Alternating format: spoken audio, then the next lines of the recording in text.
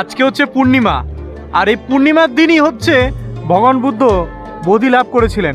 আজকে দেখুন সেই পূর্ণিমার দিন, আর এই বুদ্ধ মন্দির অপূর্ব নিদর্শন।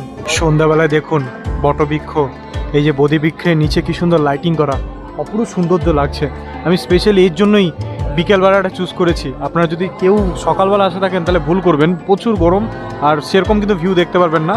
আপনারা সন্ধ্যেবেলাটাই চুজ করবেন, অপূর্ব সৌন্দর্য। আর এই বাচ্চাদের মুখে শুনুন, বুদ্ধম শরণম গচ্ছামি।